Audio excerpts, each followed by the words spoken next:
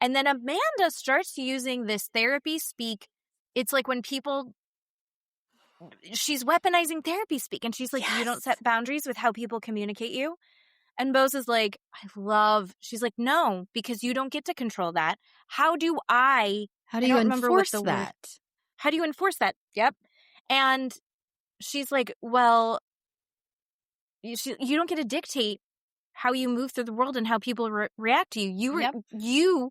Your boundary is your response to that. Yes. Your boundary isn't dictating to other people how they behave. Right. It's when you do that, I'm going to pack. I'm backing off. It's you, not them. Yes. Yeah. Yes. It's not scolding. It's not making the rules. Nope. And I think that for some reason, Amanda has decided that she gets to decide how everyone else moves, thinks. And she has made this thing into something that it wasn't. Made Dorit into this, like, shitting on her child's grave and just attacking her with words until she was in a puddle. And you would have thought that she was Britney. Listener discretion advised. Adult language and mature content.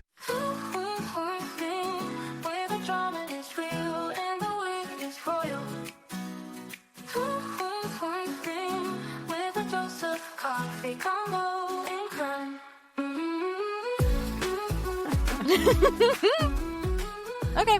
Hi, everybody. It's Two Queens, One Screen. I'm Jen. I'm Keeley. I almost said, I'm Jen. In my head, I said, I'm Jen, listening to you. So glad that didn't come out. There was a pop-up, and it didn't show me if it was recording or not, so I didn't know. Wow. Keeley and I were just in a heated discussion, and I feel like, I was like, this is worth just putting on the podcast, because if you and I are seeing it, then it's out there, and it's gross. I have twin boys who are in middle school. So right now, the hygiene lectures, the hygiene instructions, the repetition of instructions and everything, like the hormones are doing their work right now. So things get stinky very quickly. So we are very much on top of it. But I saw a video that horrified me, and I was just telling you about it. And it was a grown man. And he goes, listen, I just need to talk about something that, like, people need to understand about men. Real men have skid marks in their underwear. No. And he is 100% serious. And he goes on to explain that real men do manual labor. Therefore, they are getting sweaty. And they fart a lot. And farting plus sweat equals skid marks. No. You and I think both agreed that is a hygiene and fiber issue. Yes. Fix your diet. Stop eating fast food all the time. Yes. Eat something other than pot roast. But that's horrifying. And tell them the context, though, of why you told me that story. Well, I told you a story because I have a middle schooler female living in my house who's 12 years old, and we were having a discussion about periods. She hasn't got her period yet, and we were having a discussion about it. I really want to be open with her. I don't want her to be afraid. I don't want her to think it's gross or she's gross or disgusting or any of those things. I want her to be able to come to me. And so we were having this discussion. And then you brought up the skid mark video, and you were making the correlation between... He's equating having a period for women, which is a natural process that we cannot control unless we're taking medicine to stop it. Yes. And he's like, and men have the same thing. And so, like, if women shouldn't be, like, embarrassed by their periods, men shouldn't be embarrassed by their skid marks. Sir? No. I'm not trying to be anti-men here. No, not at all. That's fucking gross. That's just gross. And Also, then I told you I had not seen that video, but I had seen other videos about stores, places, massage parlors like a Massage Envy or tattoo places. And there was a third, anyway, I can't remember what store it was, but these people were going online saying, if you book an appointment and you show up for your appointment at our establishment, do not smell. Take a shower, wipe your ass, and be clean. And that's exactly what I thought of when you're telling me this story, because those are the videos I'm watching. Like, that is disgusting. What are you doing going to a tattoo appointment for 7 hours and you haven't wiped your bottom or taken a shower? If someone's touching your body, if someone's interacting with your body. Yes, that close. You gotta be, I mean, if I'm going to get my nails done, like I am shaving my legs to get a pedicure. Like, I'm going to be lotioned. I'm going to be buffed. Yeah. I want her to enjoy touching me. Same thing with a masseuse, right? Yes. Like, I'm going so clean. I'm usually going with slightly damp hair because I'm washing my hair right before that, because they're going to be right at your shoulders.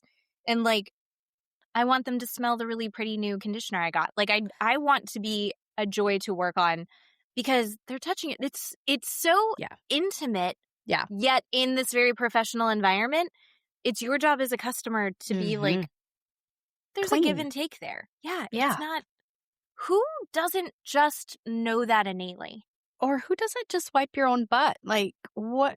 Men, I'm sorry. You may not have this. You may not have, I'm just not going to wipe my butt. You may not have that. You need to clean yourself. I'm going to say I think a majority of men wipe their butts. Yes, I think I a hope so. strong, heavy majority of them do. And I'm certainly raising my children too. But like, the fact that there's a few the vocal minority that are letting it be known is actually, let's get crazy here. This is why there's a male loneliness epidemic. Because I'm sorry, no woman is going to date you if you don't wipe your own butt. You can smell that. And that's why you're going extinct. Yeah. This is why babies aren't being born. Yeah. We've just solved it. You're welcome, JD Vance. Wipe your ass. Oh, gross.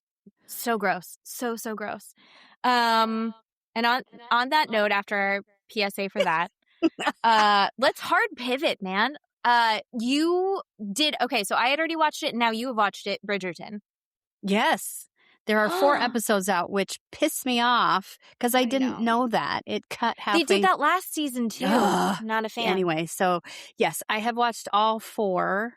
I do like it. I like it a lot more than I thought I was going to, but it's still kind of meh to me. It's still... Spoilers, everybody. It's not as... mine was Penelope and Colin was my favorite. I think that was last season. Yes. I love favorite Penelope. Ever. But, they talked a lot about sex in these 4 episodes. Her reaching her pinnacle, and which is a new word for me. I love that. That is regards a great to euphemism. That. Yes. Yeah. And then, Sophie touching herself, trying to think about Benedict, and it's not, I don't know if it wasn't working or she was just frustrated. So there was that one. Yeah, there was a lot going on. I love that Mama Bridgerton got to have her evening tea. She was the tea. She looked so good. Are you going to have evening tea on Valentine's Day? Is that what we're going to do? I hope so. Here's the problem. We might be inviting a ton of kids over. I don't know. Sam hasn't told me his plan. He's just now kill like his vibe, own babe. social thing. I don't mind, because I like when my kids have other friends over because they leave us alone. Yeah. Right? Yeah. And then they end up tired. Love that. Yeah. The problem is... Yeah, then I might not have Valentine's Day. I'm not a stickler for celebrating on the actual day. Oh, yeah, me I'm too. just not. I need it to be acknowledged. I need someone to say Happy Valentine's Day, but then we can go out to dinner another day, or like he can get me a present early if he wants. Like, no, I don't think we're even, I think we're actually not really doing much. I think we're going to go, we've been on a diet. I'm eating in a calorie deficit, and it's all I talk about. I'm really boring. But we are going to go get Italian food, and I'm going to go ham on a And bowl you of are pasta. here for it. Yes. I have earned it. I'm eating so well, except for my Lindt mini pralines box. Her chocolates. She's literally has a chocolate box in front of her that I got a eating. box of chocolates that was actually free because it came smashed, and so they had to send us a new one. And it was really for my son. So but funny. It's mini little Lindt pralines. They're teeny tiny little chocolates. They're like the size of the end of your thumb, and you can eat 6 of them for only 150 calories. It is the pinkish purple box. You can get them at Target. Perfect. If you're still shopping there. That's the last time I saw them. I think we got them online from Lindt. But yeah. So that's what I'm doing. What are you doing for Valentine's? Are you guys doing anything? I don't think we're doing anything. No. It's just like I don't feel that hyped about it. Yeah. No. I don't know. We got better things to celebrate. Back to Bridgerton. Back to the romance that really is active in our lives. Yeah. I am... Who is my favorite? I liked the first season. The first season was Anthony. my favorite. No, no. Daphne. Oh, Daphne. Yeah, Daphne. Daphne was my very favorite. That was good. And I think it's because the Duke was so hot. Like, I believed all of that tension. Yeah. This season, I love the love interest but I forgot her name. Sophie, thank you. Mm-hmm. I love Sophie. I love her character. I love her story. I think it's interesting.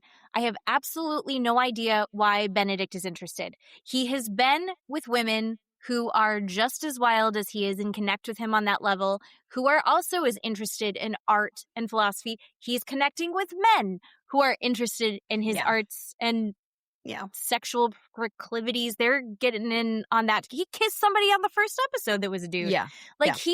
He's living that life. And then all of a sudden he's like, I want this girl. Yeah. Like, what is it? I don't understand what it is. Not that she's not amazing. Not that she's not interesting, but he doesn't know enough about her. He's like, you read books and know French? That's not enough for me to say that she like pulled him in. That's my only complaint. I love Benedict. I love Sophie. I don't see them together. I just don't. I get that. I'm there with you. I agree. So I mean, I'm going to watch it, but I want to see more of Colin and Penelope having sex in the carriage again. I mean, they are nonstop. They are, and it's amazing. I also think Penelope had the best costume at the masquerade. Oh my God, yes. I 100%. So Hers beautiful. Was so good. Yeah. So good. And I love that Colin is just like obsessed with her. You know, 'cause she pined after him for years, and then it just like his light bulb went off, and he's like, "Yep, right back at you, babe." And I like seeing. I think that's the thing in a lot of these romantic movies, rom-coms that we've watched for the last, however many decades. You see when they get together, and like, and then they get married, and they live happily ever after. You just know what I meant. Yeah. But then now. What I like about Bridgerton is we're seeing the aftermath. We're seeing how those relationships are continuing to evolve. We're seeing them still together. We're seeing the romance still there or not. I think we're kind of seeing this odd relationship between Francesca and I can't remember his name. John. I can't remember anyone's name. Yeah. I can't bother with names. I have to write them all down. But I'm seeing, like, that's kind of waning for me, but I think that that's an important thing to see. Like, oh, they're not connecting. It's not just perfect and love. Like, we can't all be Penelope and Colin, right? Right. No, I agree. I don't not like the sex stuff. Like, I'm glad that was perfect, right? All of that was great. Francesca going, I don't know what that is. Yeah. So, I mean, if you don't have girlfriends or, I don't know, but somebody to tell you what that is, right? So how would you know? Here's a little bit of an issue I had with it. So Daphne goes after her mom in season 1. She's like, you didn't tell me what sex is or how babies come about. You used all these euphemisms and nothing ever connected. You didn't explain this to me. Why didn't Daphne go, by the way, Francesca, hey, what's up? True. I get that. Like, no one thought to tell her? I get that. That I think is a little bit of an oversight. But also Francesca's quiet, so yeah, they overlooked her. But yeah. There's our feeling on Traitors. So not next week, but the week after, I think it's coming out. Yeah, I believe so. I did want to talk to you about something and get your feedback or what you think. So this past week, I have had 2 dreams. Ooh. And have you seen, when you were on TikTok, any videos about Mall World? Have you heard of Mall World? Have you seen of any videos on Mall World? Do you even know what I'm talking about? No, I have no idea what it is. Okay, so months and months ago, I'm talking maybe Thanksgiving, before that, Christmas, something like that. It had popped up on my feed. I'd never heard about it before. People were saying, are you one of the ones that are dreaming about Mall World? And I was like, what is this? And I just kind of went down this little rabbit hole of people were having the exact same dream about this mall, but it had everything in it. So it has a school, it has a hospital, an airport, it just has everything like in the mall. So inside is everything. Okay. And the strangers are having the same exact dream and people are talking about it. So apparently it's been going on for years and years and years, but nobody's talked about it. Now people are talking about it. And then they started to equate it with if you were in the gifted and talented program. I don't know what that correlation is. I'm not in the gifted and talented program by any stretch. Okay. And I have not seen a TikTok video on Mall World in 4 months or more. I had 2 Mall World dreams over the weekend. And you had never had one before? Nope. Never had one before. The first one was all night long, and it was kind of stressful. And I really didn't know what was going on inside the dream until I got kind of in trouble in the dream. And then I put 2 and 2 together in the dream and be like, oh, okay, this is the world that I live in. Do you see what I'm saying? Like, I was confused in the beginning of the dream, and then at the end, in the beginning and the end, I knew what was going on. And then I woke up kind of almost hyperventilating from the dream and laid in bed going, did that just happen to me? So I went on TikTok again and started looking at the videos again. And I was like, yep, that's exactly what it was. And then about 3 nights later, I had the same dream for Mall World, but I was doing something else. And it wasn't as long and it wasn't as involved or as intense. I don't know what any of that means.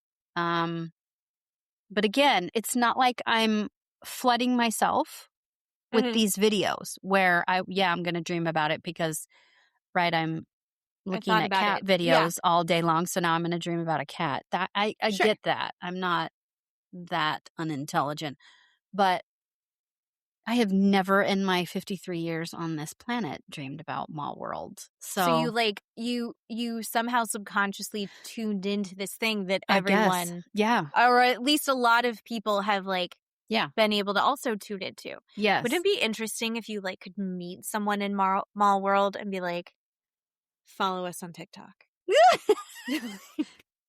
Well, yeah. I mean, there were people there. I interacted with people. Like I said, I got in trouble. But it was very confusing in the beginning of the dream until I figured it out. So. No, I've never heard of this. Okay. I have had the dreams where the dream lasts. Sure. It feels like for several days. And you wake up just exhausted. Yeah. Because you're like, I've been awake for 3 days. Yeah. Even though it's only been 8 hours. Yeah. So I get that sense of it. I do have a dream, not the specific same dream, but the settings are always really similar. Where I'm walking through a city. Oh. I'm walking through but it's an unfamiliar city that I haven't been to before, so I'm probably there for like on vacation or for work, but I have to go do something, but I'm never really totally clear what it is that I have to go do, and then there's some weird thing that has nothing to do with anything that's also complicating it. But yeah, I haven't had one. Okay. I can't remember anything with the mall, but now I probably will. You should look it up on whatever platform that you are not hurting yourself with. So I'm really trying to be better. I don't know that I'm getting too much better, but it's okay. Little bits, little baby steps. Oh, what else have we been watching? Okay, so the 3 main shows I think we need to cover today. Oh yeah, are going to be Traitors,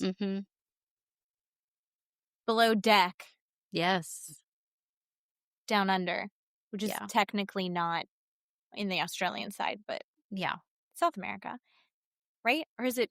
No, Canada one. I don't know where it is. Again, I don't know where it is. Is it Africa?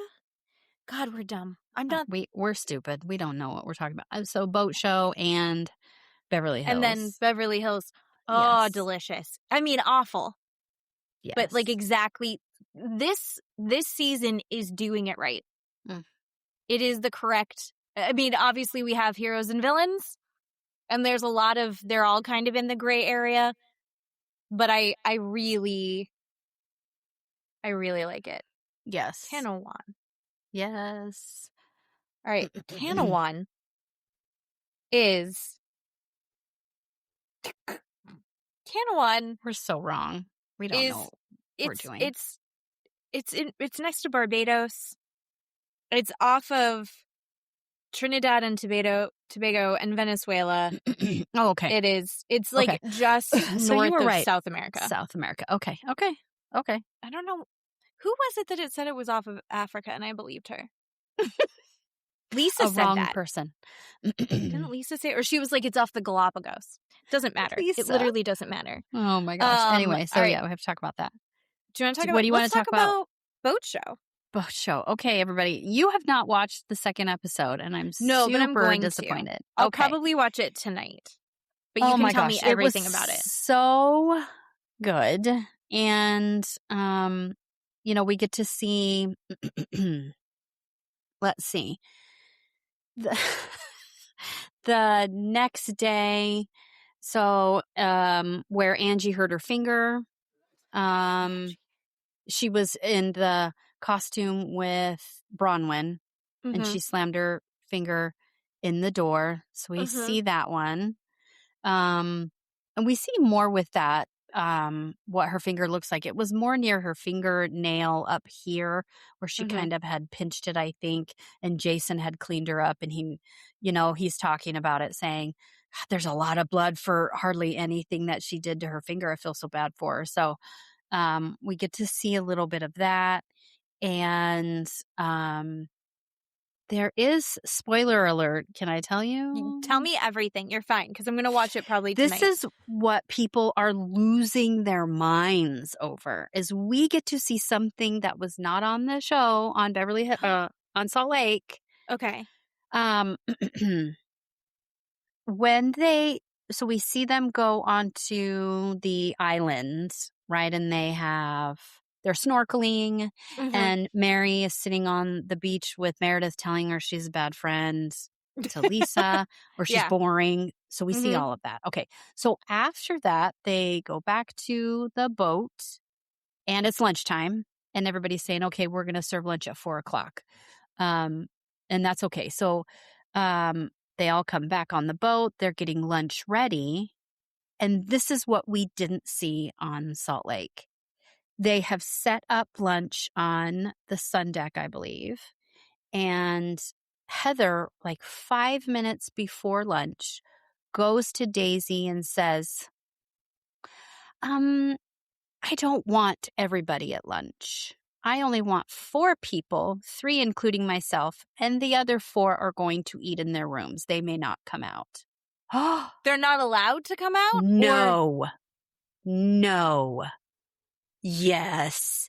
And so Daisy's like, okay. So Daisy clears the sun deck, puts the 4 tables because Heather wants it in the salon where they have inside where it's air conditioned, right where they have that bar area. Mm-hmm. I think it's the salon. Anyway, she says, I want to eat in here. So Daisy clears it, puts the 4 places in the salon, and it's Heather, Whitney, Mary, and Angie, and that's it. Everybody else has to stay in their room.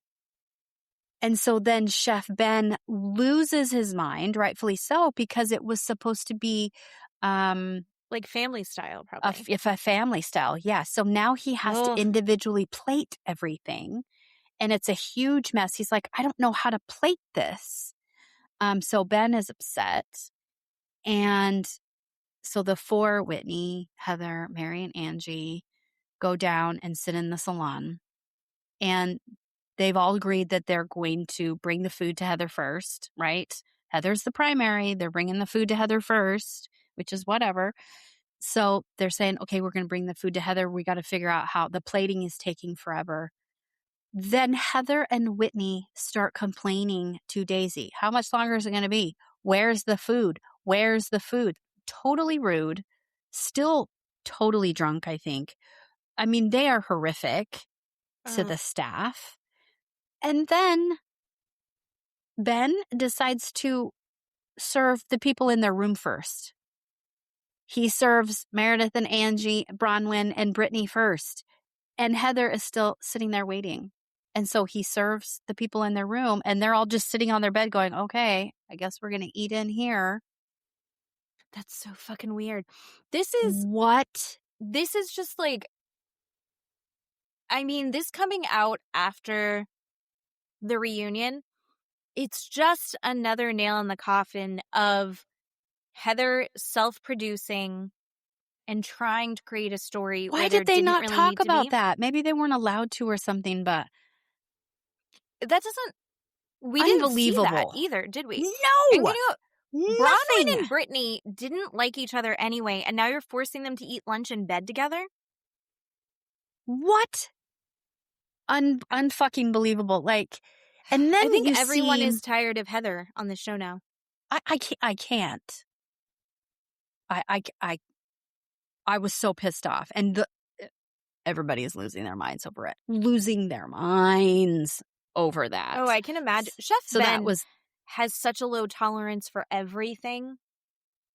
So, how did you feel about how he was? Like, how was he with his sous chef? Because he's even worse with her. He was so tough on her, but also, I feel like she forgot half of what she learned when she was working. I know. With Serena. Yeah. No, he was even worse to her, and she ends up crying and going back to her room and calling her mom, which I felt so bad for her because she told us her mom is the one that's like, not supportive of this at all. You're not going to be a chef. What the fuck are you doing? Yeah. And her mom was on the phone, was not great to her, but not mean to her either.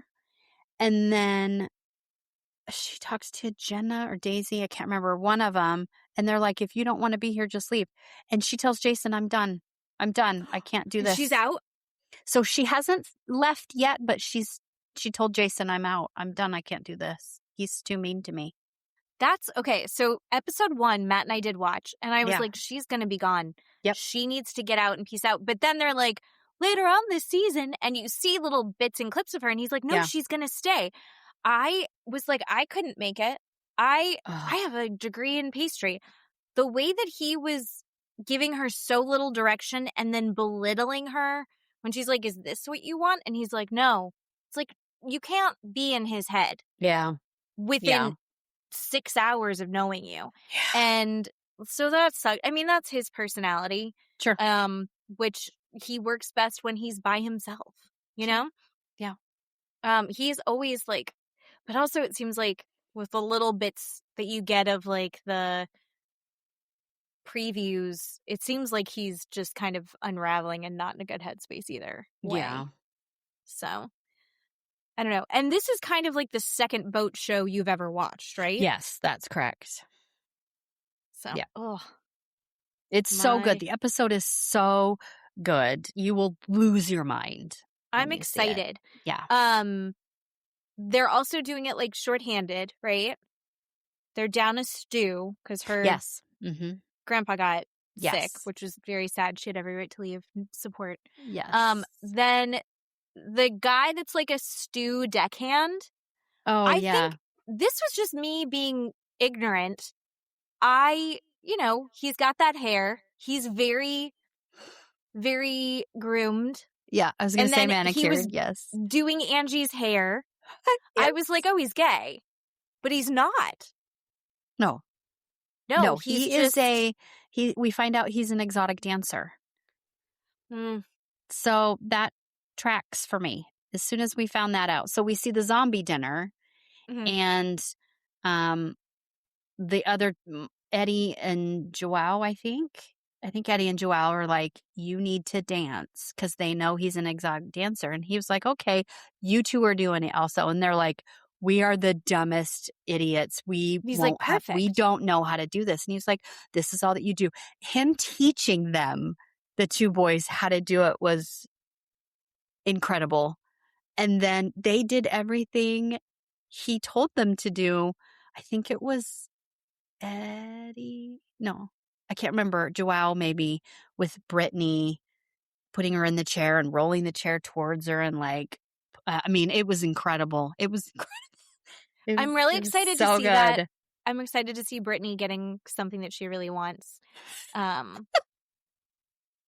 love Joao. I have been watching Joao since the beginning, and there have been times where Joao has been just the worst. Oh, sure. Yeah. But I feel like I'm really hoping that he has matured in a real way.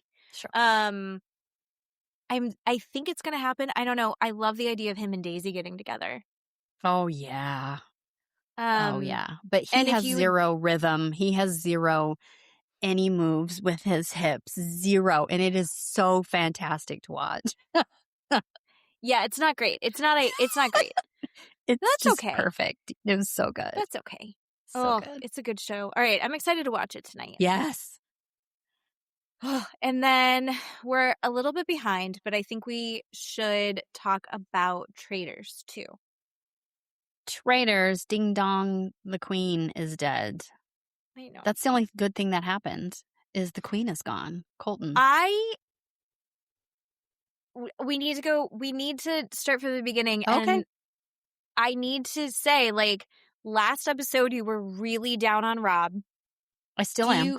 You still are down on Rob. Still. I'm a Rob apologist because he's doing exactly what he's supposed to do. He was given a role. He's supposed to be a traitor. I don't think it's fair to be mad at him for being so good at this game and doing it the way that he's supposed to be doing it. And I love a traitor versus traitor. And I think Candiace, unfortunately, I think she stumbled into safety. And I think she stumbled right into getting herself knocked out, honestly. Mm-hmm. I do think.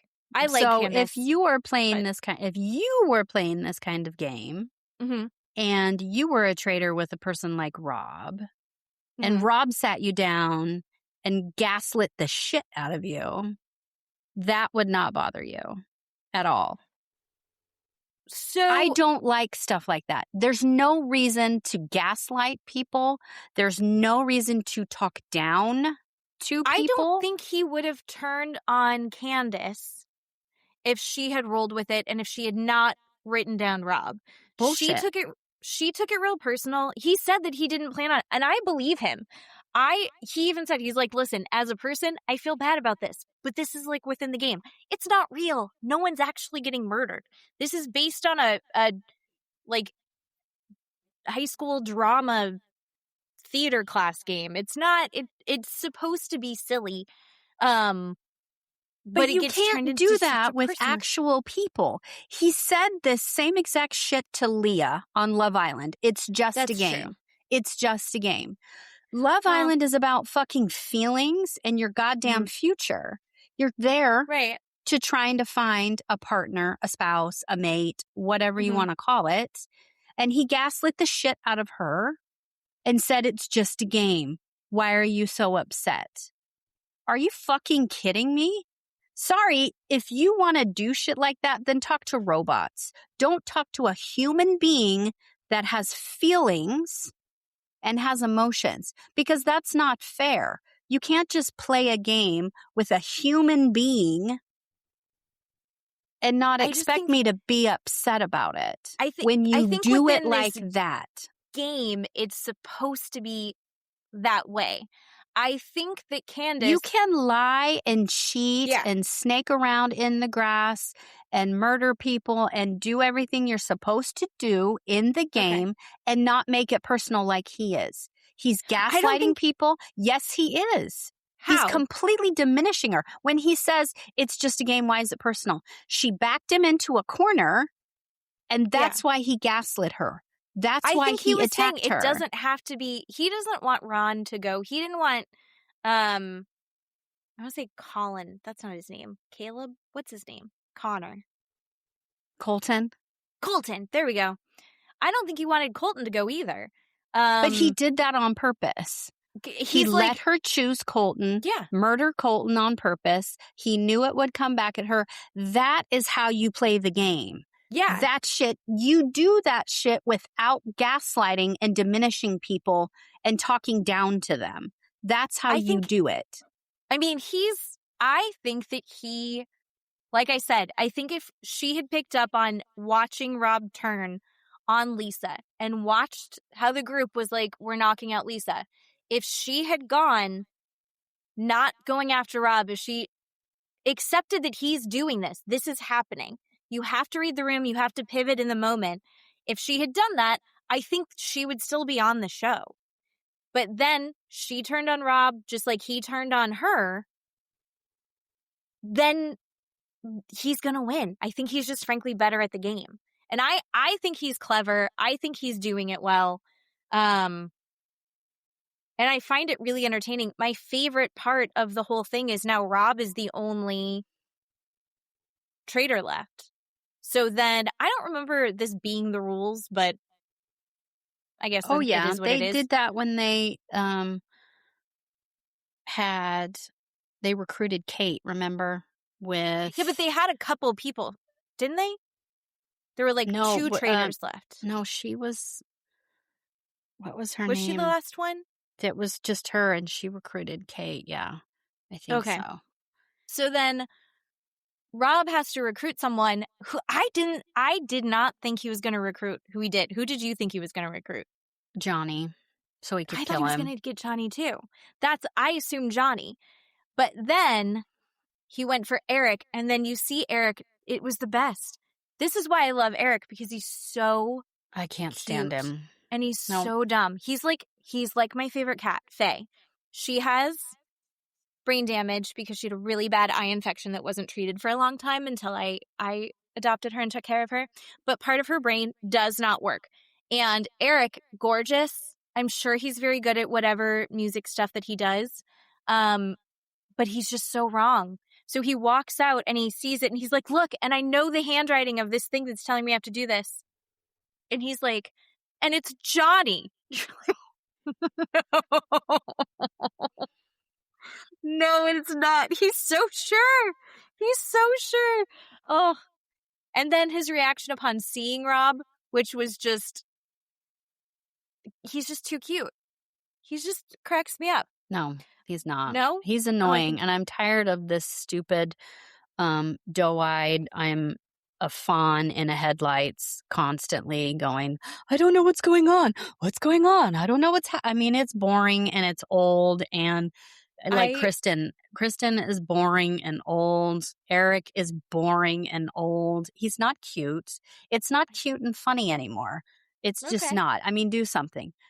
Play the fucking game. Like you said, play the game. They're not playing the game. What are they doing? See, they're just sitting there doing nothing. The game. I think he's just playing it wrong. I think he's just wrong.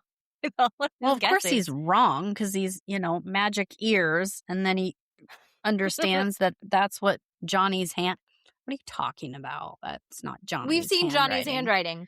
That's not. It's not that at all. Johnny's handwriting. It's Johnny. I know this. No, you don't. No.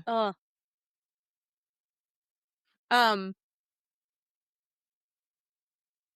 had something else that I wanted to talk about in that show.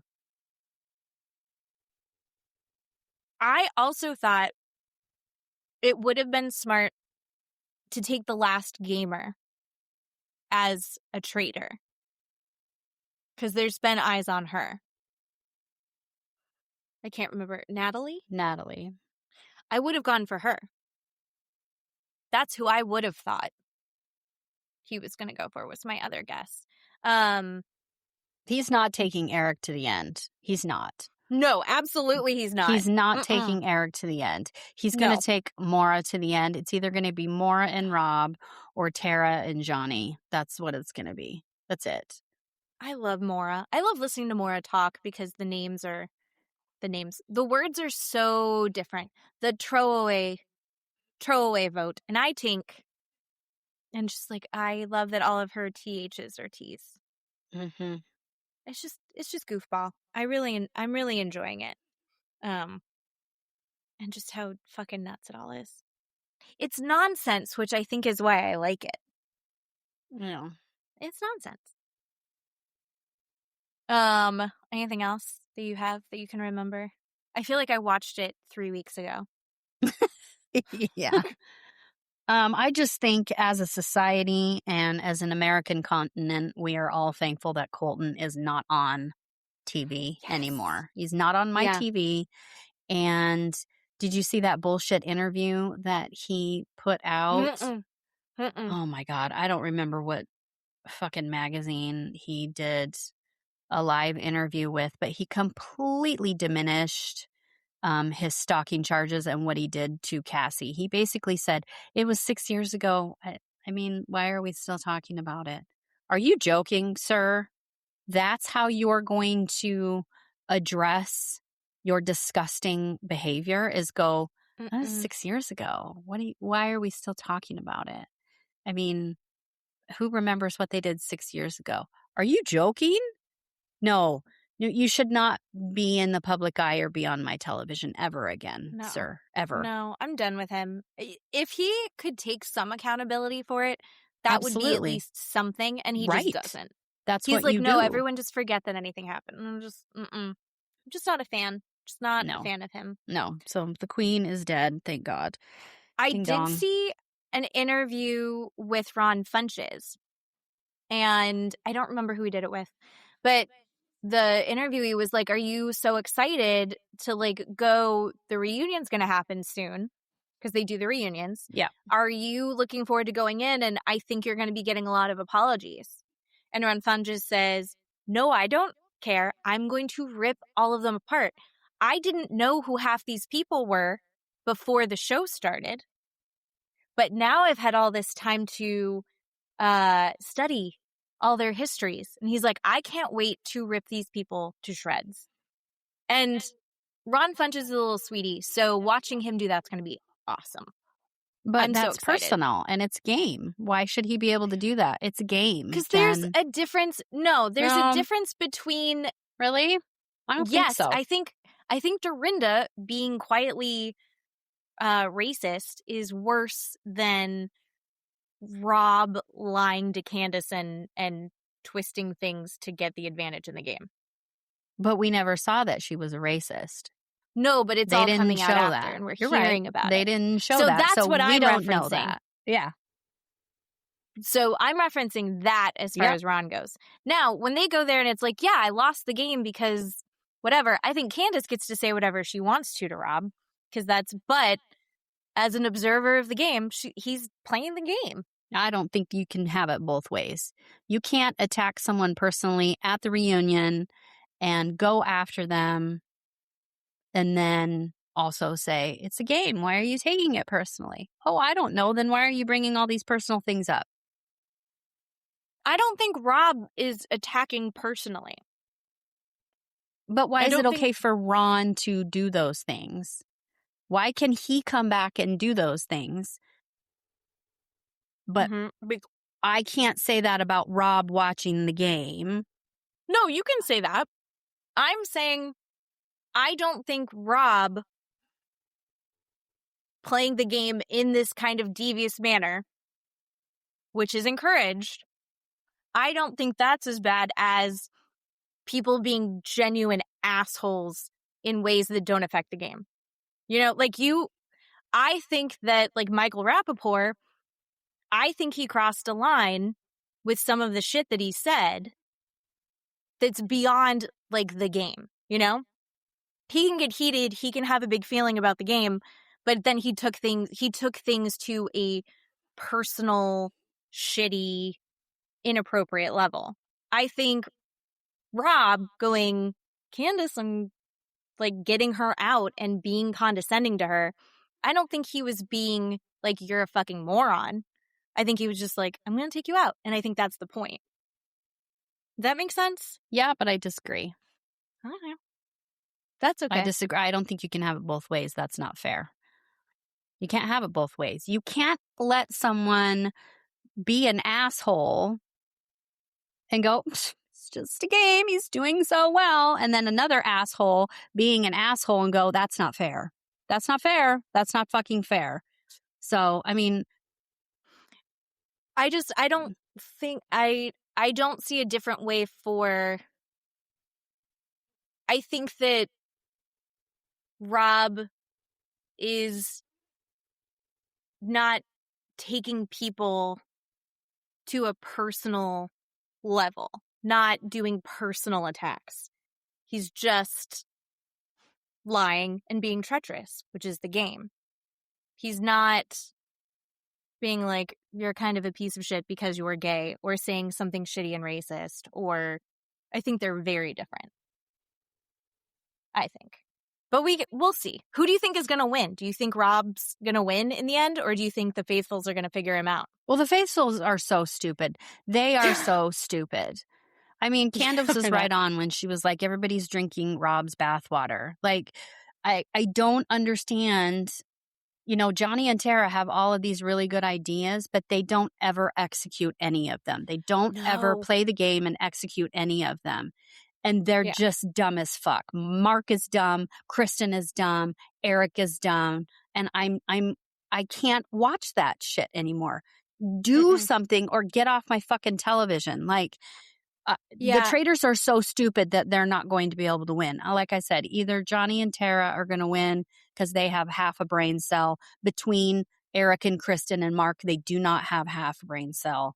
And I think Natalie's on the defense so hard right now. She's not going to be able to see clearly. She's just going to be trying to stay in the game. Yeah, no, she's like, gone. She's not going to be finding the traitor. No. She's just going to be trying to convince everyone she isn't a traitor, which then makes you look like a traitor. And Steven, he's probably going to play all sides, everybody, right? I don't see Steven, you know, sticking with Rob or sticking with, you know, Johnny and Tara. He's just kind of all over the place. So he's a floater. I see Rob taking him out sooner rather than later. Yeah. Because he is so, like, ambiguous. Yeah. So I don't think the faithfuls can win, but if something happens, it's going to be Johnny and Tara. I feel like Rob picking Eric, delightful, weird choice. I love seeing Eric. I think it's such a weird choice because I don't think that Eric's going to be able to lie. I think he's going to be going in feeling, I have a secret. Like, I don't think he's going to be able to keep it to himself. Because he's an idiot. Yes. Yeah. He's an idiot. Yes. He can't handle it. He's going to have a stomach ache and not be able to eat, or he's going to have diarrhea or something because he can't handle it. That's terrible. Yeah. He's going to say the wrong thing. Mm-hmm. He's going to be like, I know, I'm so nervous. When Rob brought me out last night. Yeah. Like, right. Yeah. Oh. All right. So do you want to move on to Beverly Hills? Yeah. Okay. So for me, I feel like this episode is about people and whether or not they can take accountability for their own part. This is my favorite episode. It's so good. It's so good. So good. My favorite. Oh my God. I feel like we're going to end up with a solid, like, Real Housewives quote. Do you remember? Like, I'm going to be saying it exactly like that all the time. Yes. Oh, just letting it be known. I hate Amanda. I don't care for her. No. She's just making it worse every time she's on screen for me. Yep. Yes, I think the world hates Amanda. I hate Amanda. A lot of people don't want to watch Amanda. We're not quite sure why she's there. People are even questioning if part of the cast want to film with her, right? Because we very rarely see her other than Kyle. I mean, that's kind of telling, right? Yeah. Yeah, it's ridiculous. So they're at the table, and it starts exactly where she tells Dorit that she needs to be able to go to a dinner party without being verbally accosted. And this dinner takes up more than half the episode. There's nothing you and I love more than a single location episode. And we didn't get that clean, but we got close to it. Yes. And and they're like, that's verbally accosted. And then she's Googling it and she's like, yeah, my phone says approached and addressed boldly and aggressively. Yeah. And there's some words that they keep throwing out with Dorit. And Dorit, what the fuck is wrong with everyone? Dorit is in the middle of an awful divorce. Yeah. She's made this clear. Yeah. And Dorit's like, not... Kyle later on is like, yeah, Dorit is, it's not her best self right now. She's, is this a bad version of herself? And then Amanda, this is later after everything. Yeah. But she was like, or, she considers herself just being open and honest right now. And I was like, Rachel gets it because she's in the middle of it. Boz gets it because she loves Dorit. But, I feel like anyone should be able to look at what's going on with Dorit and be like, that is a walking raw nerve. And she's trying to get to a good space, but she is flailing. And so that I felt like I think I'm just going to go all over the place here with my discussion. I don't know how you feel about that. But because I can't go chronologically because there are too many little things that got said that all pertain to this. But they're talking about how, Rachel Zoe also had said it's all in the news that day that she had filed for divorce. And Rachel Zoe is like, that wasn't verbal assault. I know verbal assault. I know it all too well, which I think everyone goes, oh God, what happened? Yeah. This is not good. She's outside crying. She and Dorit are Dorit's trying to help her. Boz is trying to help her just breathe. And she's talking about how I need to feel like I can be not in a good place. That I can, I'm holding it together everywhere else. When I'm with my friends, I want to be able to say all of the things. I want to vent. And I don't necessarily want to hear feedback about what you think I should and shouldn't be doing. Yeah. I want to tell you what I'm feeling and not have that be judged. And Rachel Zoe was like, I don't want to feel judged. She says it to Kathy Hilton later that that is too much for her. And if you pile that on along with all the other shit that you're dealing with, it does feel huge. And when you're dealing with all the other stuff, it is hard to see it clearly. And that really sucks. And I just kind of feel like I'm so frustrated at Kyle because she is having a different kind of divorce than Dorit is going through. Oh, yeah. And I think the kind of divorce that Kyle is going through is not typical.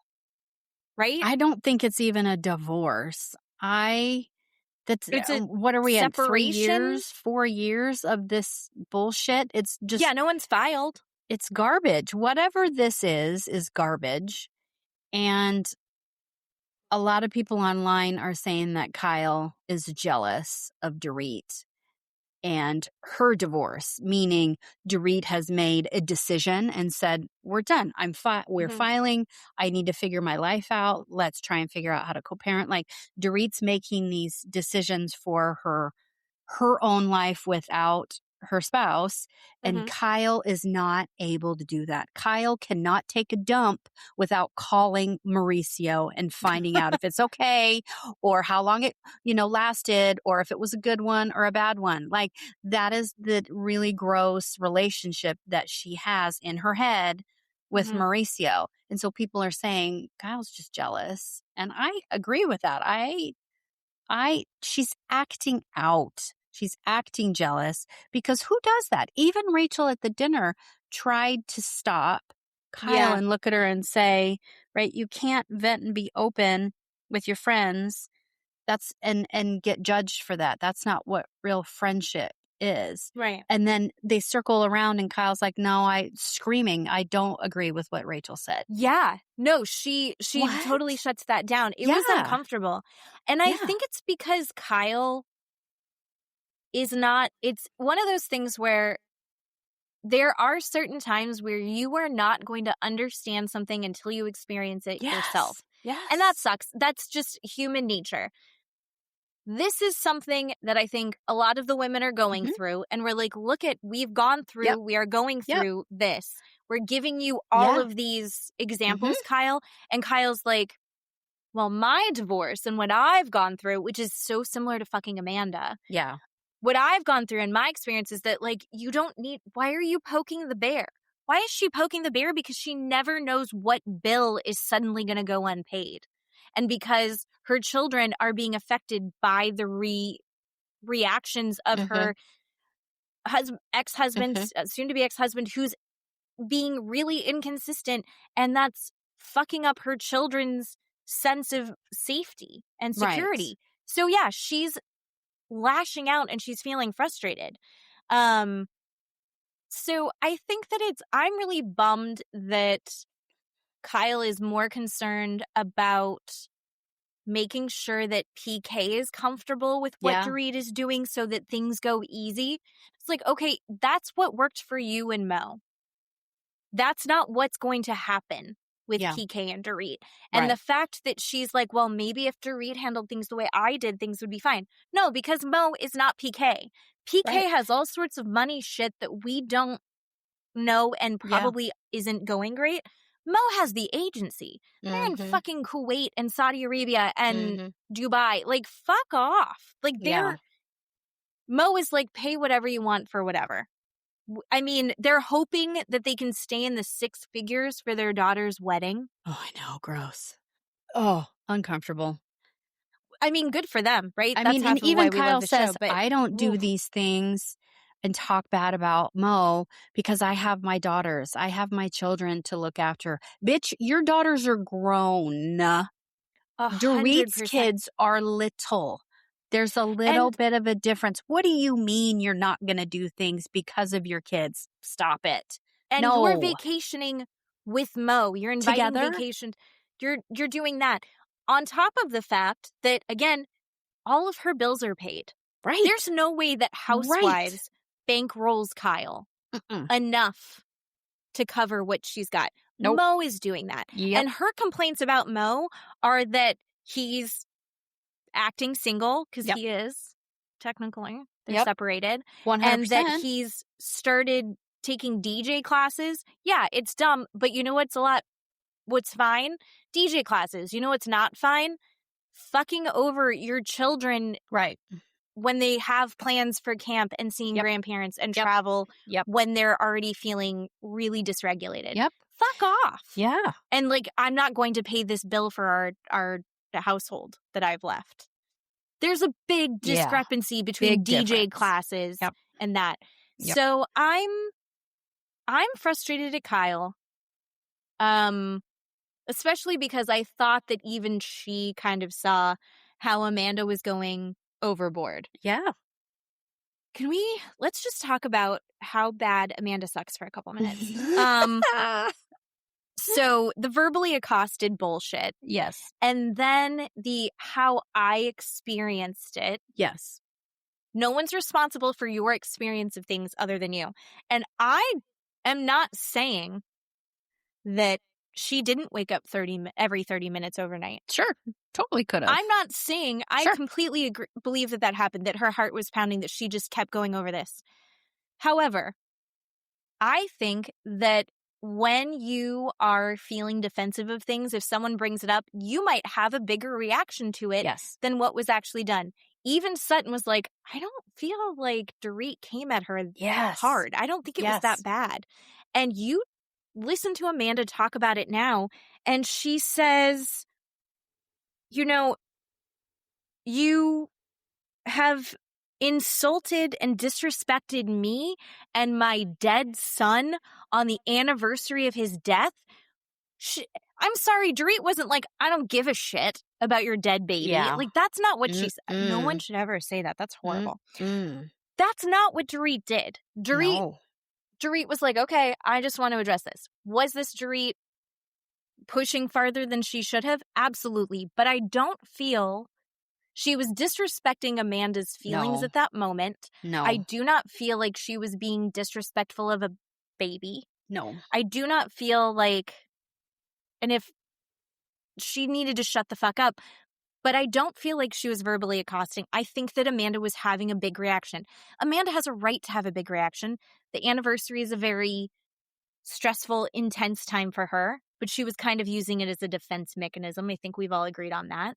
And two, I think that she felt called out and didn't want to take any accountability for it. 100%. She completely weaponized her emotions and used that death to her advantage. Absolutely. Put that shield up. My judge at my work says a lot to defendants. Do not use your child as a shield. Do not put that child in front of you when I am talking to you about what you did. Like, that's the same exact thing. What Amanda is doing, right? Amanda's actions, her reactions, what she's saying, all of that. I mean, she completely weaponized her emotions and turned it around on Dorit. Incredible. Yeah. And I think everyone's just kind of watching it happen, and no one knows how to, at this point, it's kind of this like, okay, now she's saying something that isn't really how it is, but how do you have a conversation with someone who's talking about this? We're also talking about Amanda, who talks about how energetically she's so grounded and she's kind of above it and she's so tuned in. And so for her to say, like, my experience of this is that it was this, and be like, that's everyone's truth. Those ladies were all at the same thing. They all saw the same thing. They all experienced the same thing. But they're also like, I don't want to be like, no. But then you start to see people walking it back. And Boz, queen, absolutely. Oh my God. I fucking love her so much. So when she starts talking about how you don't get to dictate how people react to you. And then Amanda starts using this therapy speak. It's like when people, she's weaponizing therapy speak. And she's like, you don't set boundaries with how people communicate you. And Boz is like, she's like, no, because you don't get to control that. How do you enforce that? How do you enforce that? Yep. And she's like, well, you don't get to dictate how you move through the world and how people react to you. Your boundary is your response to that. Yes. Your boundary isn't dictating to other people how they behave. It's when you do that, I'm backing off. It's you, not them. Yes. Yeah. Yes. It's not scolding. It's not making the rules. Nope. And I think that for some reason, Amanda has decided that she gets to decide how everyone else moves, thinks. And she has made this thing into something that it wasn't. Made Dorit into this, like, shitting on her child's grave and just attacking her with words until she was in a puddle. And you would have thought that she was Brittany. Well, when she's backed into a corner, like with Boz backing her into a corner and saying these things, you can't be in charge of how people respond to you. You can't walk around the planet thinking everyone is going to agree with you. What does Amanda say to those things? She weaponizes again, and she says, in my 40 years of life, I've never walked away from a dinner party crying. Now you're weaponizing your reaction. Again, your tears. Again, when she's back into a corner, she does it again. It's so frustrating. I can't with this woman. I just can't. Well, now she said, not only can you not confront me on this day. Right. But in general, like if it's a dinner party, don't talk to me about it. Right. And it's like, no. What? And these women don't operate that way. And everyone's saying like, you need to get a thicker skin. You need to figure this out. The problem is that Dorit just keeps losing the high ground because she starts playing dirty. And you're like, Dorit, shut the fuck. This is forever. Dorit, shut up. Stop talking, Dorit. Kyle was like, you need to stop talking. And then Dorit's like, oh, I know. Shut up, miming. Dorit, stop. It was amazing. I know. I was like, I want to be on your side, Dorit. Stop. And then she just let them dig their own grave. Just be quiet. But then Dorit's like throws out the, what are you talking about? Didn't you run away from a cult? And fair point, but it wasn't what she was trying to do. Like, but Summer came in and explained that meaning. That was very cute. Summer's like, Summer, but that just means she just means that you had to have gone through far worse things than someone talking to you at a dinner party. That's what that cult statement means. Just like, that specific dinner party was the worst. She's not saying it's the worst moment of her life. It was just the worst dinner party exit she's ever had. Thank you, Summer. It's like, well, something tells me that she's not getting invited to too many dinner parties because she seems exhausting. Yeah, I'm so frustrated with it. Also, she was like, I was just agreeing with Kyle. So I actually had to go back and double check this. That conversation was Amanda. We never saw that one, though. Well, they show little bits of it. Yeah. With Sutton and that one. Kyle and Amanda. Yeah. And Sutton is doubling down and being like, and this happens later in the episode. Yeah. Sutton doubles down and is like, yeah, she had an opinion. This wasn't just her flippantly going, yeah, I agree, Kyle. Like, she had things to say. She was throwing in. Dorit takes all of this to mean Kyle is whipping this up. She's created a flying monkey out of Amanda. And now, like, Kyle's trying to create this narrative and sending. I don't think that's what Kyle's doing.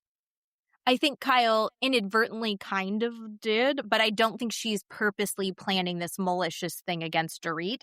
I think Kyle genuinely wants to help Dorit. I also think that Kyle wants to be half on PK's side, half on Dorit's side, and wants them to get along so life is easier for Kyle. What I was referring to was the unseen footage we never saw at Kyle's house with Amanda, where Kyle clearly says to Amanda, Dorit's talking shit about PK, and I don't think that's a good idea. She should not be doing that.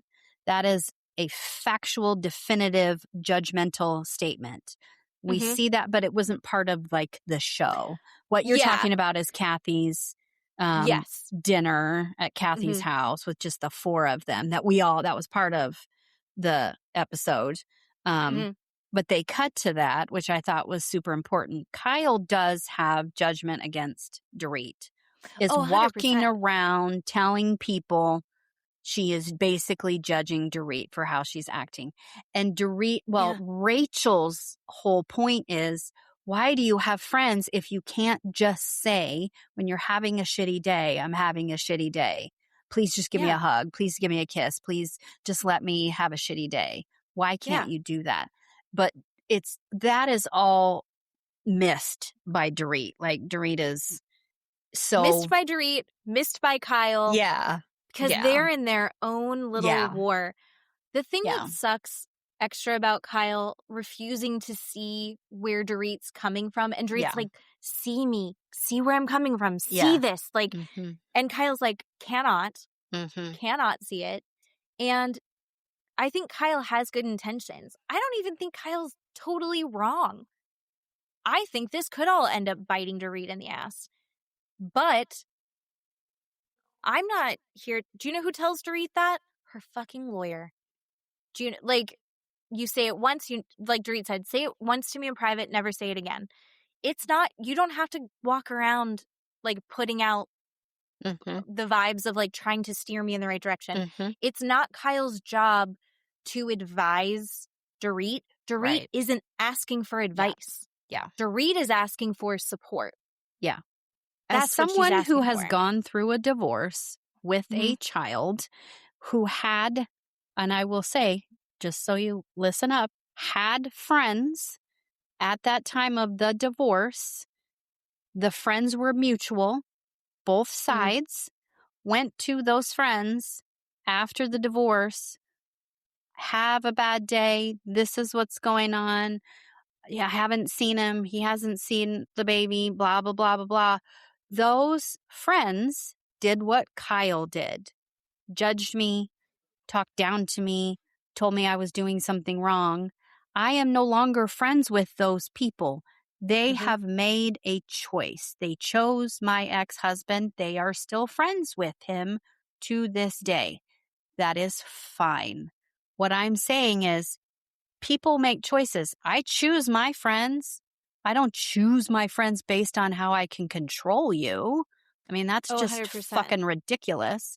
But also, as a person who went through a divorce, as my friend, if I'm coming to you having a bad day and venting, and you come at me with, you shouldn't be doing that, we are no longer friends because I have a choice.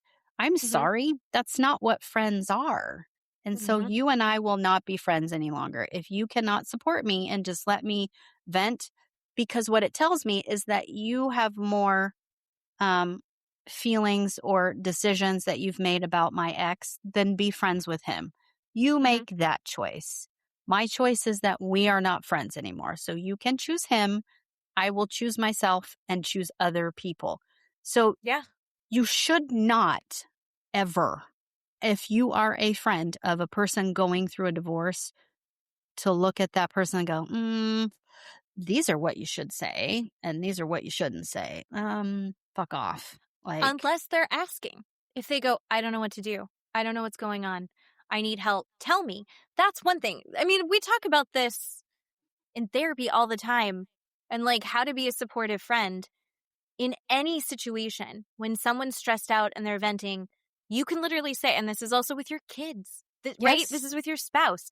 It's, what can I do for you right now? Do you just want to vent to me? Do you want me to just listen? Do you want me to like be like a sounding board for you to like try some ideas off of? Do you want to hear my opinions on it? If not, I can keep them to myself. And you and I actually do that to each other. Oh, you're God, like, yeah. Do you want to know what I think about this? Yeah. And we can say no. It's like right now, I don't think I can hear it. And it takes some self-awareness to go, because the instant thing is like, yes, of course. But there are times where it's like, no, I don't think I can hear this right now. Like I'm too in my feelings about it. Which is an okay thing to be. And Dorit is screaming at the top of her lungs in the longest monologue that you've ever heard. I need to talk. I'm in my feelings right now. I have so many big feelings and this is how I feel. And she wants everyone to go, that sounds like it really fucking sucks. I'm so sorry. I'm here for you. And I think she would anything really I can do to help? stop or slow down if someone did that, you know? Slow down, maybe. I think if someone, I mean, I feel like Boz, why have they connected so easily? Because, God, if I could be friends with anyone on this show, Boz seems like the best friend. And Boz is going through some fucking shit right now. Okay, can we talk about Boz? Oh my gosh. Did you cry? Of course I cried. I cried listening to her sob. I cried before the doctor got on the call. I was already like tearing up because I just felt like, this is not going to be good. Her stepping away. The embryos didn't, what's the word? Didn't, I don't know, come full to where they could use them. They weren't able to continue to develop. Yeah, right. They weren't developing. And She had to step away from the FaceTime with the doctor. That was so sad. It is so heartbreaking. But I will have to tell you, I have a little bit of ick now for Mr. Keeley. Why? She comes back, right? Oh, I think I know exactly what you're going to say. Yeah, they wrap up the phone call. The doctor's like, I'm so sorry, Boz. Well, just tell me what you want to do, right? They end the FaceTime, and Boz looks to Keeley for support and love, saying, I don't know if I can do this all over again, knowing that it will have the same result, that it won't work. His reaction was not what I was hoping it would be. He very much brushed her off. He very much dismissed what she said and said, we will just cross that bridge when we get there. No, sir, you are not the one having these injectables however many times a day. You are not the one getting bloated or gaining weight or getting sweats or feeling out of breath or I can't sleep or my head hurts or my stomach hurts, which are all right symptoms of what goes along with that. You are not the one that has to have basic surgery. They put you under to retrieve eggs. You are not awake. Like, you go under anesthesia to retrieve eggs. He is not the one having to do all of that. She has to. And she is looking at him going, I don't think I can do this again. But this man wants a baby so bad that he can't see that.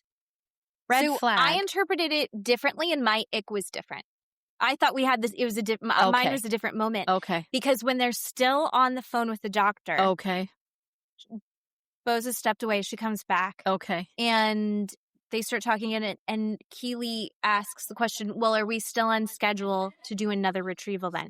And I was like, whoa.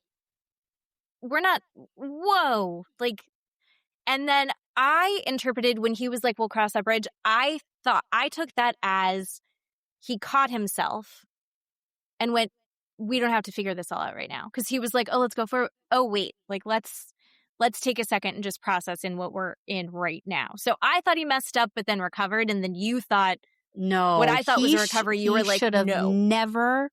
It was very dismissive. He should have said, what do you want to do? What can I do for you to help you? Do you need a hug? Do you want to keep talking about it? Like, he was not there for her. She is the one having to go through all of this. Yeah. He is not doing anything except jerking off into a jar and giving them sperm. Man is literally not doing anything. She is wrecking her body.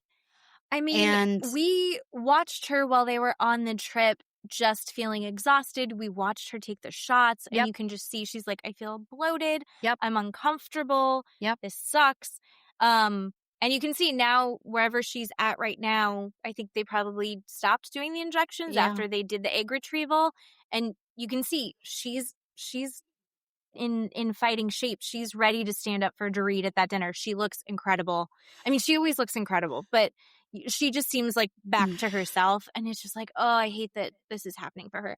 And I'll be honest, I feel like, modern medicine is amazing, but it's a lot to ask of someone past their mid-40s to be able to have a baby again. Yeah. And it's like, I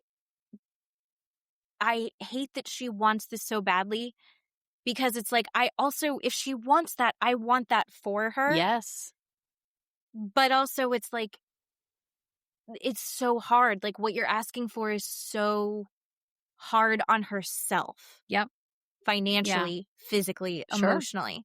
And, I am very much women's rights. I'm very much, pro-choice and all of that. I 100% think that she is grieving her children. Yes. Grieving the loss of a child, because when you start that plan and when you start hoping, And as things start to come together and all of the work that she put into towards this hope, this love, this child, and then that's taken away, I think that's 100% grief, valid grief to say. Yeah. So while that embryo isn't like a fully fledged functional soul living human being, personhood, I do think that her grief is 100% valid. And I do think her grieving for that child is valid. And you just go, I want everything for her. Yeah. You know? And granted, she's got a lot. She's worked really hard. She's built herself into an amazing place. Her daughter got her license. Oh, God. And she got everybody matching T-shirts and got her daughter a Maserati. And I genuine question. I think her daughter's great.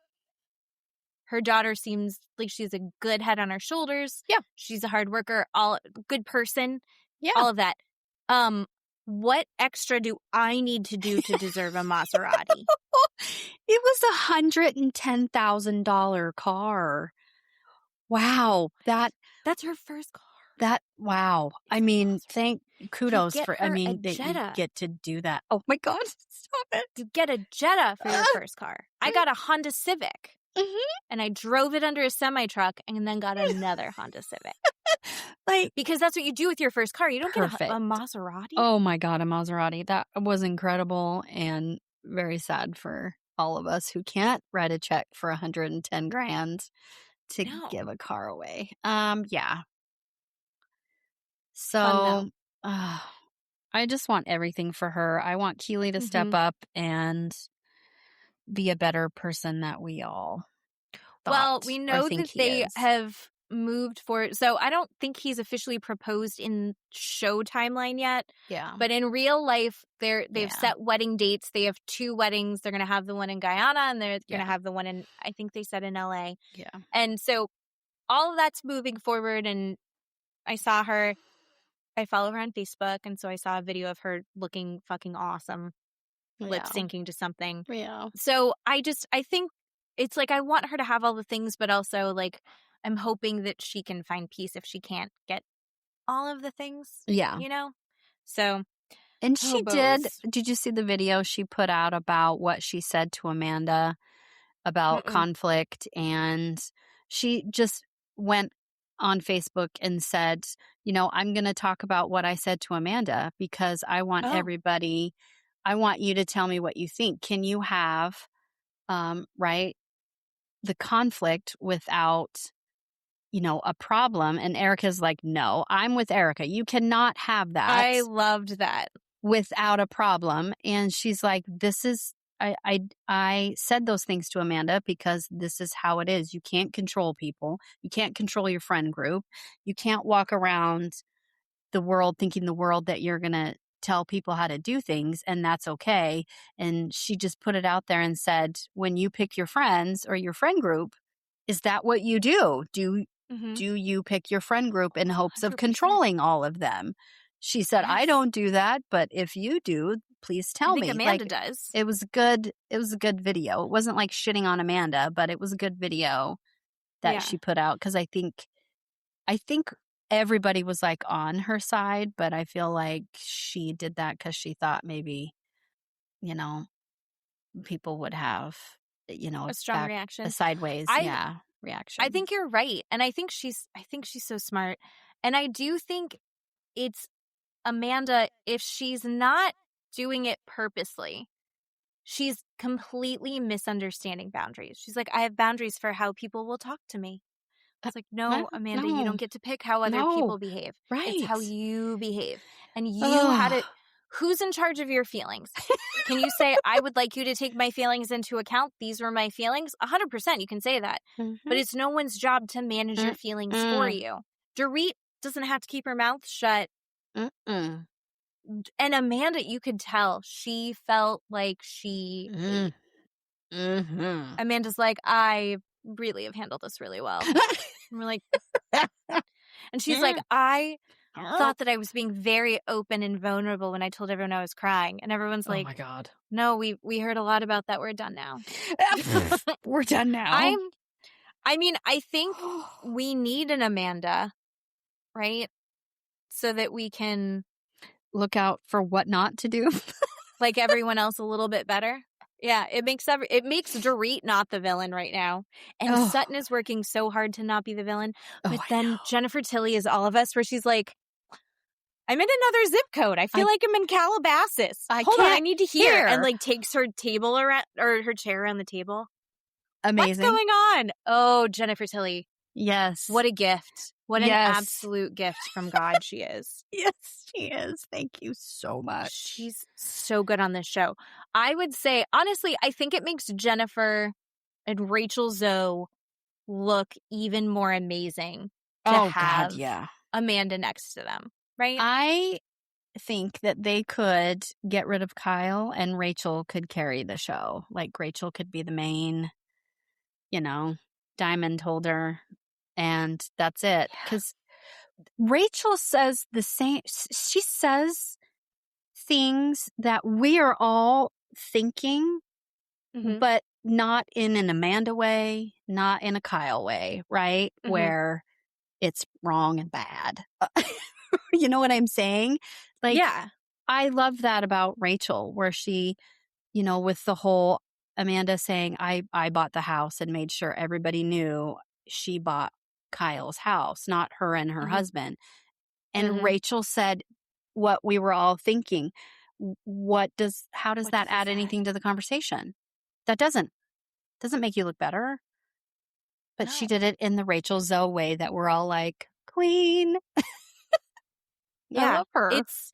And Rachel Zoe also did try to kind of like soften because, okay, so here's what we also have to talk about at the end of the episode. We're going between two different hangouts. It's Sutton and Rachel and Dorit. And then also it's Kyle and Amanda. And you're watching both of these conversations happen simultaneously. Yeah. And it's Rachel and... it's Kyle and Amanda talking about how Dorit really needs to change. And it's like, she is in fucking crisis. I can't believe she said that. I did. It's like, what do you think that Dorit owes you right now? Right. It's ridiculous. Right. And we've got Amanda going, yes, she was awful. It was really horrible for me. And then you have the other three women talking about how, what the fuck is going on with Kyle? And Amanda is awful. And then they're like, okay, so about this cult thing. And it's like, I'm genuinely very curious. Like, I would love to get out of the you two are in a tiff. I would love to get into the, like, what happened with this? And Rachel's like, I'll ask her. I don't mind asking her. I know. And then she was also like, and there's other things that I want to know about her. How did you build this business? That's awesome. Like, tell me about yourself. And then she's like softening that like venom that we have towards her. And she's like, yeah, there's a reason that she is where she is. And like, that's a valid story that's worth hearing and maybe more important to who she is than how she's behaving in this scenario. And you go, yeah.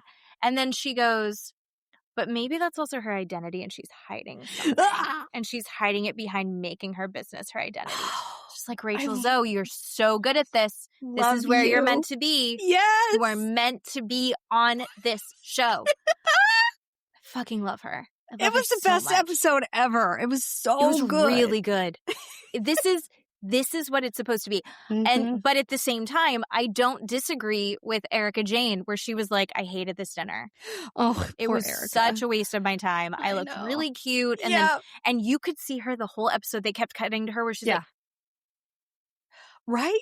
Because she wants to tell Kyle to stop. And she's trying to do that. And she's trying to be like, you guys are friends. Yes. Kyle, you're well-intentioned. Yes. Dorit can't hear it right now. Yes. Like, this is not the... And she tried really hard. And then even Dorit was like, you shut up. I know. And she was like, she's like, Kyle is putting herself in the middle of this situation with Mo and PK and Kyle and Dorit. Kyle is putting herself in the middle of that. And you can see Erika being like, and I don't want to get in the middle of their thing. Yes. So she's trying to back out, but you can see her being like, oh, so incredible. Just holding it in. So incredible. I was really proud of Erka because I feel like when she did speak, it was just the things that were worth saying. And I'm sorry that she looked so fucking cute. I know. Yes. And it was wasted on that dinner. I know. Amazing. And then Amanda is we get a little taste of next week. Amanda, I guess, is going to try to smooth things over by having everyone at her house for dinner. Yes. And Sutton is going to tell her to stop being a wimp. And Amanda doesn't take kindly to that. She's like, you're in my home. Oh, don't call me a wimp. I had a bunch of middle school aged boys over Friday, Saturday, Sunday, one of the days this weekend. And they were all running around the neighborhood. I love my neighborhood. For the most part, everyone really encourages the kids to run around wild. Like, perfect. There are kids running around in our neighborhood, and I love it. And so we had a bunch of boys running around with Nerf guns and balloons. By the way, fun fact. Do you have young kids up through middle school? Probably high schoolers. Are you going to have a bunch of kids in your house? Do you know what you do? You buy a $2 pack of balloons. Just balloons. Regular birthday balloons. Okay. Not the Mylar fancy ones, but the colorful ones. Okay. And you just give them the balloons. They will fill them with water. They will blow them up and knock them around. They will have fun popping them. $2 pack of balloons kept them for 4 hours. That's amazing. Have the time of their lives. Simple. Balloons are great. Oh my God, boys it was amazing. Are simple. So, boys and girls. Done. I loved it. But one kid started calling the other kids, was it wimps? It was something along those lines. Okay. Like, it wasn't a swear word. Sure. But it was not nice. Sure. And my one son, Henry, came in and he was like, they just keep calling me wimps because I don't want to do that. And Henry doesn't want to play the game the way they want to play the game. Sure. Which is frustrating. I get that. But I was like, ugh, okay, that's fine. I'll talk to them. And then all the other kids rushed in and I was like, hey, just so you guys know, we don't say that. And they're like, okay, well. And then Sam was like, they were being wimps because they wouldn't do this. Like, they're not following the rules. And I'm like, well, but we don't use those. We don't need to do that. If you come in this house, this is where you're liked, right? This is where you come in and you know that people are going to be kind to you. And if you can't come in and be kind to people, then you don't get to hang out. That would suck. So let's just come in and be kind to everybody. I think Michelle Obama said that. Come home. We like you here. Aww. And it's like, you can't be. This is what Boz was saying. In other words, thank you, Michelle Obama and Boz. At home is the only place that you should be able to expect to be spoken to the way that you explain you want to be spoken to. Yeah, yes. That's only at home. Yeah. Out there, no one is guaranteeing that for you. Yes. So at home, that's my new, this is what we're going to try and really force to implement, which is hard with preteen boys. But we're working on it. But yeah, wimp is not a nice word. Was it wimps? I don't remember what the word was. It doesn't matter. It was synonymous. And was it babies? Are they being a baby? No, I think it might have been wimps. Okay. I'll text it to you when I wake. Was it wussy? Wuss? I don't think so. Okay. I'm gonna wake up in the middle of the night and remember. Okay. And I'm gonna text. Just text it to me at 2 a.m. At 2 a.m. Yeah. But yeah, so I guess I get why Amanda didn't care for that, but also grow up. Oh, 100% grow up. Yeah. When Sutton's like, you're being wimpy. It's like, don't call me a wimp in my home. And I was like, all right, so you are too thin-skinned for this show. God. Or you want to be offended. She wants to be offended. Right? She wants to be, I don't know, a victim. She's the Britney of this show. Oh my God, for sure. So. For sure. Anything else? Do we have anything else fun and exciting? I don't think so. Can we talk about your candles? We don't have to talk about your candles. Sure. Yeah. Okay. All right. Because you were doing, so last episode you had candles on in the background. And I feel like overall it did give you some very positive vibes. And then you sent me a video of some candle stuff that you were doing, which I am very interested in. I think it's really cool. So yes, I was doing a cord cutting spell between three people. So I had 2 white candles that I bound together, 2 people who are in a relationship, wanting to be in that relationship, but there is a third party. And I'm trying to make the 2 white candles, the 2 in that loving relationship, that relationship stronger by getting rid of this third party. So I was doing a cord cutting spell. And let me just tell you, that should have only taken a couple hours, maybe 3 hours, maybe, to get those candles down. The 2 white candles got down after 4 hours, which is fine. That black candle, who was the problem person, took 8 hours to finally burn down, and then would not, that flame, that person is a problem. Me watching that candle burn and watching those flames, that person is a problem, and wanted to hold on to these 2 people and would not let go of these 2 people. The twine that I wrapped around them burned, but dropped off between the 2, which is normal, and that we want to see that. But it reignited on the black candle side and was a gigantic inferno. This black candle turned into this inferno. And then after the black candle was down, it was still burning. And so I let it go.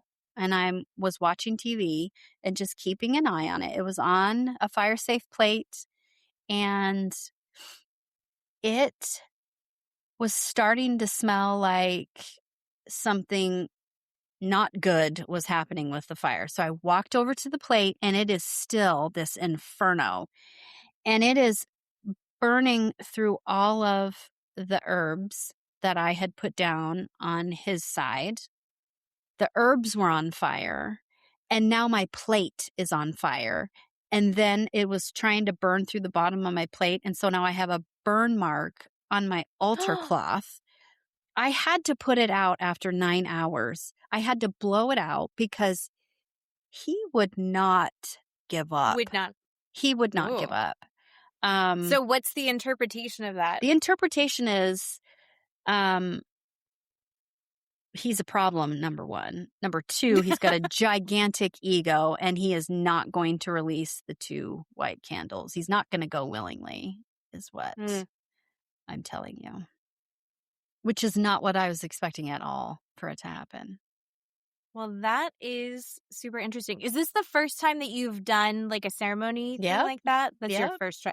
So it's super eventful, very intense. Yes. You had to do a baby version first. You went in full steam ahead. I did.